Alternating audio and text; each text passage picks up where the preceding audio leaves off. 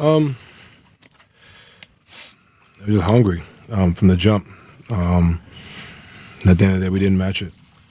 So we had an opportunity.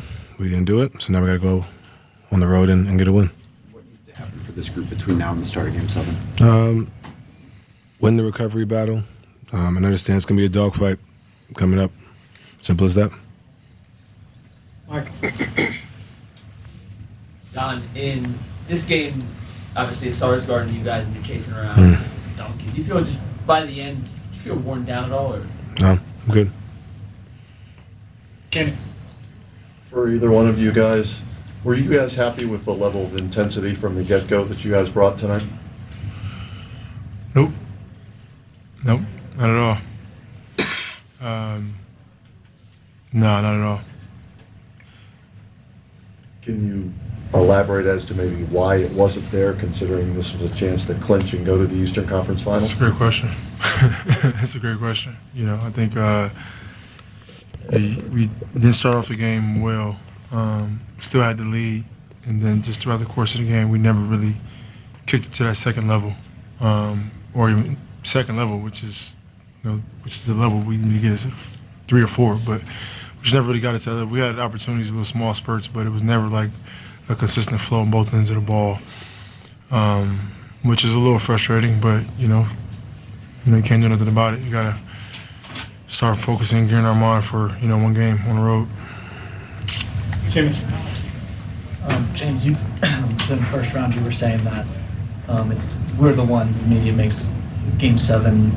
We put so much stakes on it, stuff like that. What is the right balance for you guys with playing like it's just another game, but also recognizing the stakes? You gotta go play one game. Like, it's one game on the road. Like, there's no other way to put it. You know what I mean? Obviously, you got to be detailed. You got to get off to a really good start, and you got to maintain and sustain it for an entire game, however long that takes. So it really is just one game, and we got to. That's not necessarily play perfect, but we got to do the details that we've been preaching.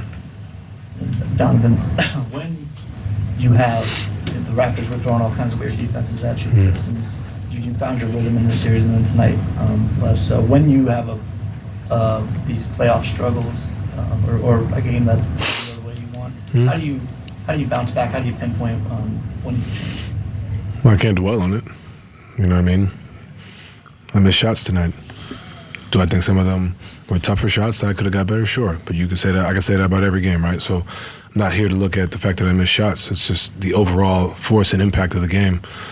Tonight I missed shots. I've been making them most every game this series, and tonight I didn't. So I'm not worried about that. It's more so the everything else. But yeah, we missed an opportunity.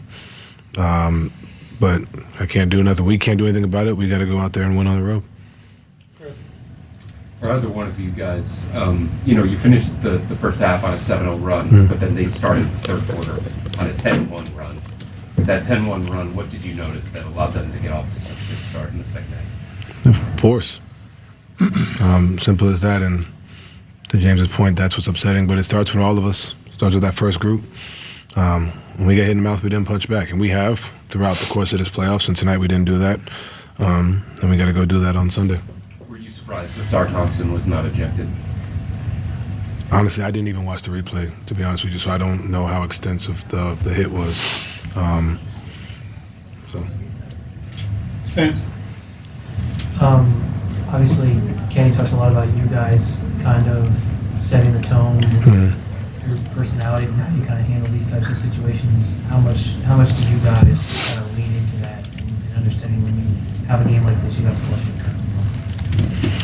I mean, everything you want is on the other side of hard. Nothing good comes easy. You know what I mean? That's kind of how you have to look at it. We could sit here and dwell on this and carry that into Sunday. What's that going to do for us, right? So, understand, we have an opportunity. We missed it. And then we have another opportunity on Sunday, and that's the mindset. You guys have been part of plenty of game sevens before, but like, even reflecting back to how the first series went, going into a game 7, what can you kind of pull from just the more recent experience you guys have with that to go into that? It's going to take every little bit of energy, effort. We may make shots, we may miss shots. We got to stay collected, stay together. We're on the road. I have no doubt Cavs fans will be there too. So at the end of the day, bless you. At the end of the day, we all we got, and we're on the road and go from there. Last one, Jeff. When either one of you, when you feel that intensity isn't there, as you said, James. So you guys are in your huddles during timeouts. What do you say to each other to maybe get that intensity back? I think it's unlimited encouragement, honestly, from each and every guy. It's nonstop. Encouragement is enthusiasm, and it's guys uplifting each other. Trying to motivate each other. All the right things, the positive energy. You know what I mean? And so, like I said, there were spurts where we like in the second quarter where we played well. And I think it started with our defense, and not shooting the basketball well. I think is I wouldn't say it's an excuse, but that's not a reason. Like, our defense has to be the priority. From the beginning of the game, until the last buzzer. That's like priority number one. And I don't think we necessarily did that from the beginning of the game, until the final buzzer, which is the reason why, we didn't play well. So we feed off our defense. Our energy comes from our defense, and we didn't do that well enough like they did.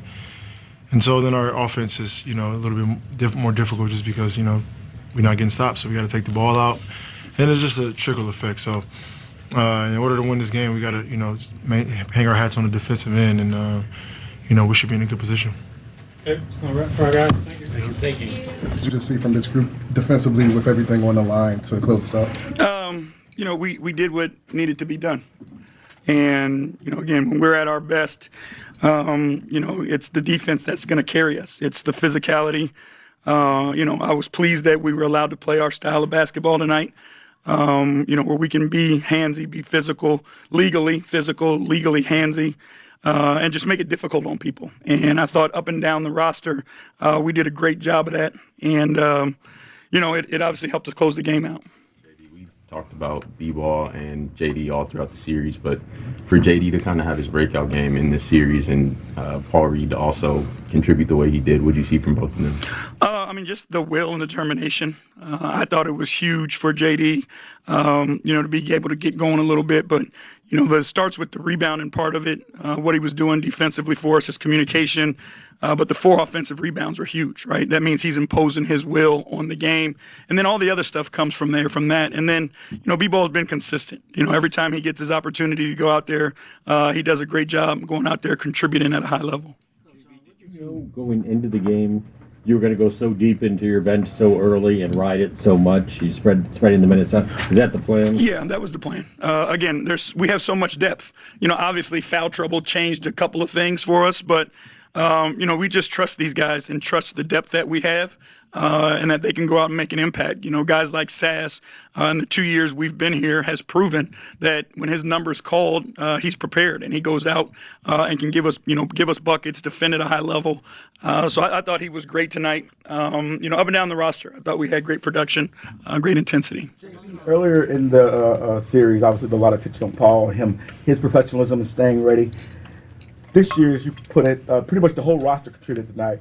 Speak to the coaching staff's responsibility to keep their players ready when they're not playing. So speak to your responsibility. Yeah, I think it's, the assistant coaches, they do a wonderful job of making sure that guys are doing the things that are necessary so that, in these moments, in playoff games, right, that when their number's called, that they're prepared to play at the intensity that they can play at, whether it's the individual stuff, it's the group stuff. The assistant coaches spend a ton of time with these guys. Steve Scalzi, who's our player development coach, organizes all this stuff. He does a fabulous job of making sure guys get what they need. So every day, they're going game speed and they can step on the floor without missing a beat. A lot about the depth, but what have you liked about the production you have gotten from Karis LeVert, not just from tonight, but what he has provided you guys this entire series? Yeah, I think this is why, Vert's here. Vert's not afraid of the moment.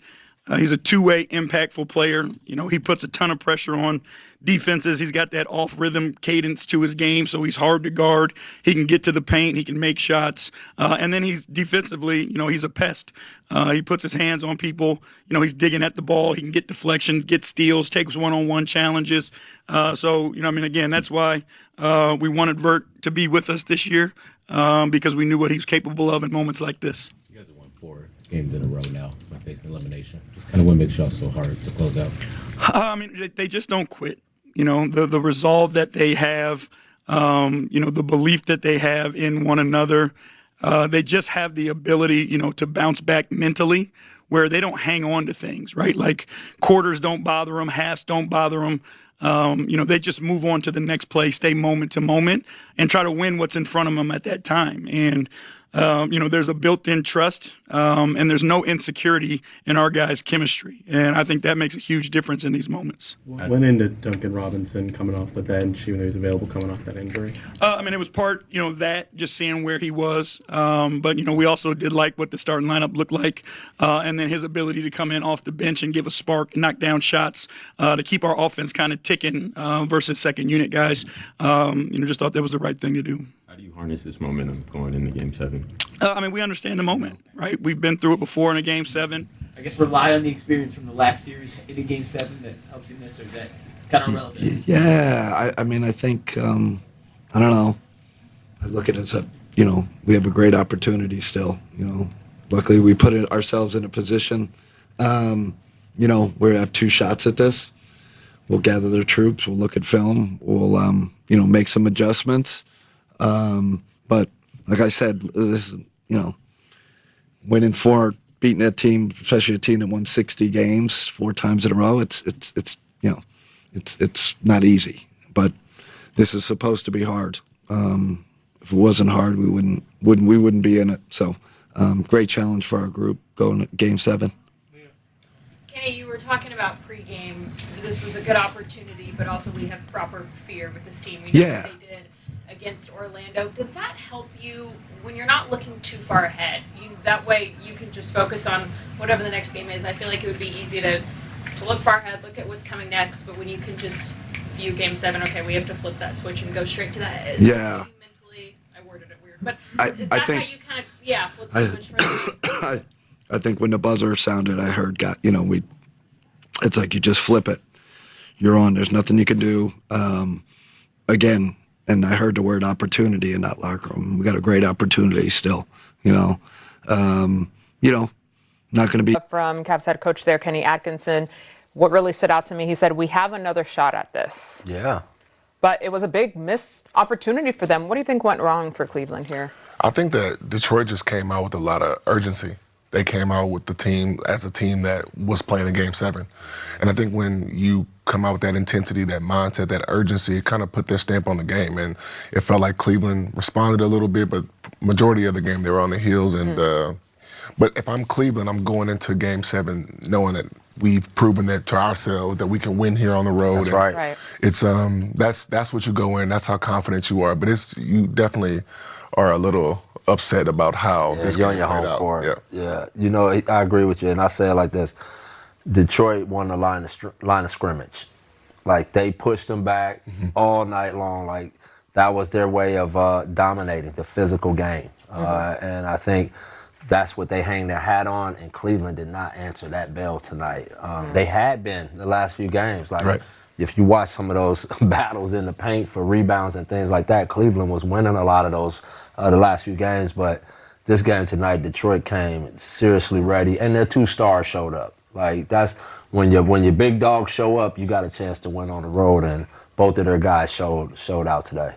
The 2 big dogs on Cleveland's team, James Harden and Donovan Mitchell, are at the podium. Let's listen in.